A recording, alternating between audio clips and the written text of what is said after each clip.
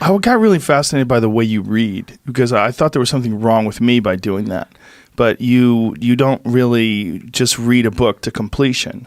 You read and then you pick something else up and you just kind of go based on your whims, whatever you're interested in. Well, I was raised by a single mom in New York, and she used the local library as a daycare center because it was a very tough neighborhood. And so she would basically say, when you get back from school, go straight to the library and don't come out until I pick you up late at night. So I used to basically live in the library, and I read everything. I read every magazine. I read every pictograph. I read every book. I read every map. I just ran out of stuff to read. I just read everything. So I got over this idea of that reading a large number of books or reading a book to completion as a vanity metric. Because really, when people are putting up photos on Twitter and Instagram of, look at my pile of books that I'm reading, it's a show-off thing. It's a signaling thing. Yeah, right? sure. And the reality is, I would rather read the best 100 books over and over again until I absorb them, rather than read all the books. Right. Yeah, because your brain has finite information, in finite space.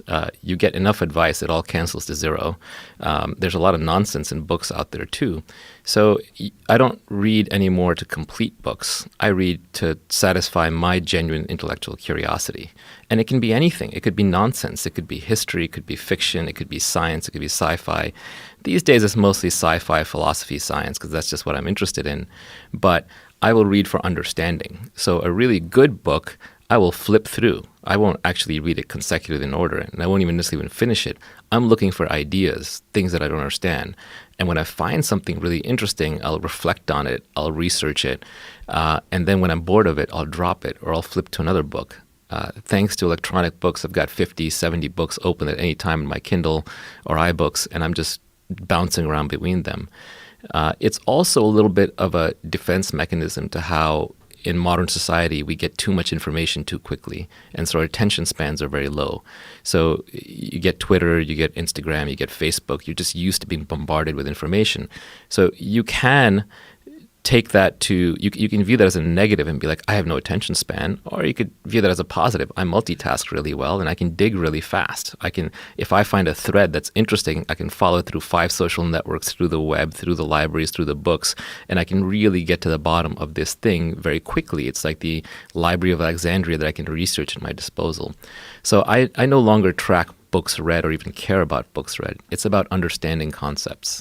Yeah, you brought up 2 awesome points. First of all, the social media aspect of books and basically anything. It's like, it's such a weird way to display your life because it's, you're displaying the best aspects of your life in some sort of a glass case.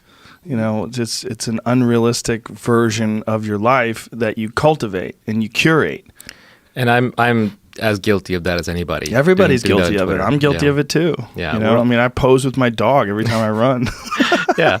We're always signaling, yes. Right? It's like, rather than really looking at yourself, you're looking at how other people look at you. So it's like this one removed mental image.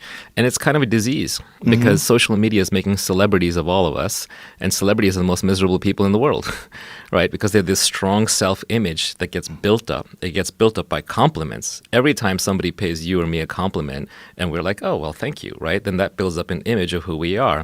And then one idiot comes along, 1 out of 10, 1 out of 100, and they can easily tear it down. Because it doesn't take many insults to cancel out a lot of compliments. And now you're carrying around this big, weighty self-image, and it's just very easy to be attacked.